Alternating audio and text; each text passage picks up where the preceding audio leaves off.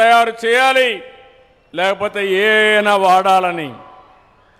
ప్రతి ఒక్క ఇంటిలో ఒక ఆంట్రప్రెన్యూర్ తయారు కావాలి. ఒకప్పుడు మీరందరూ ఉద్యోగాలు అడిగేవాళ్ళు.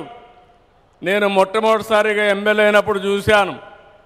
అవసరమైతే ఇంట్లో ఉండే 2 ఎకరాలు అమ్మి లంచం ఇచ్చి ఒక అటెండర్ పోస్ట్ అడిగేవాళ్ళు. ఇప్పుడు ఎవ్వరు కలెక్టర్ కంటే ఐటీ బెటర్ అని అందరూ కూడా ఐటీ చేసి గ్లోబల్ సిటిజన్స్ అయ్యే పరిస్థితికి వస్తున్నారంటే అది తెలుగువాడి సత్తా అని మరొకసారి తెలియజేస్తున్నా.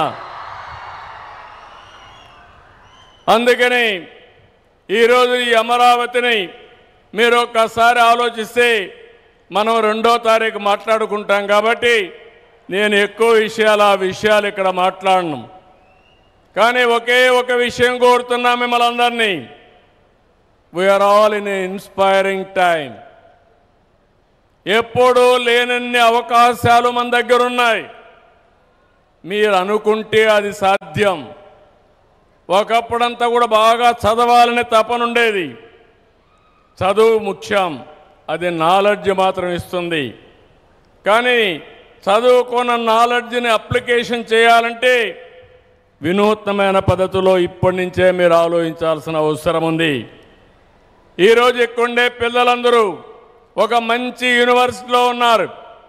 ఉద్యోగం కావాలంటే పెద్ద సమస్య కాదు. విట్టు అమరావతి చూస్తే 95% ప్లేస్మెంట్లు వచ్చేసాయి. ఉద్యోగం గ్యారంటీ. నేను ఉద్యోగంతో సాటిస్ఫై కావడం లేదు. Think globally, act globally. That is what I'm expecting from my children, my students. ఇది సాధ్యమా అంటే సాధ్యం. ఎందుకంటే సిలికాన్ వ్యాలీ నుంచి స్పేస్ ఎక్స్ వరకు, గూగుల్ నుంచి మైక్రోసాఫ్ట్ వరకు, నాసా నుంచి వాల్ స్ట్రీట్ వరకు ఎక్కడ చూసినా భారతీయులే. అందులో అగ్రస్థానంలో తెలుగు వాళ్ళేనని చెప్పి కూడా నేను మీకు తెలియజేస్తున్నా. ఒక సుందర పిచ్చాయ్, నాదెళ్ల సత్య, ఇంద్రా నోయి, అజయ్ బంగా, శాంతను నారాయణ ఇలాంటి వాళ్ళందరూ ఇంటర్నేషనల్గా వెళ్ళి బ్రహ్మాండంగా పనిచేస్తున్నారు. S&P 500 బోర్డు మెంబర్స్లో భారతీయులు 25% ఉన్నారంటే నాలెడ్జ్ ఎకానమీలో ఏ విధంగా రాణిస్తున్నారు ఒక ఉదాహరణ.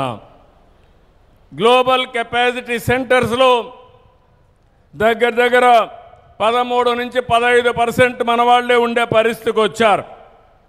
ఇలాంటివి అరుదైన సంఘటనలు ఉన్నాయి. ఈరోజు నేను మిమ్మల్ని అందరినీ కోరేది, తొందరలోనే రతన్ టాటా ఇన్నోవేషన్ హబ్ ఇక్కడ పెడుతున్నాం.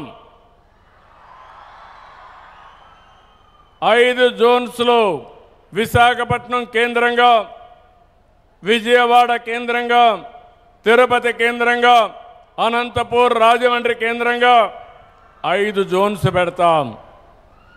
అదే మాదిరిగా పారిశ్రామికవేత్తల్ని, అకాడమిక్ ఇన్స్టిట్యూషన్స్ని, స్టార్టప్ ఎకోసిస్టానికి కావలసిన ఎకో ప్లేయర్స్ అందరినీ కూడా పిలిపిస్తాం.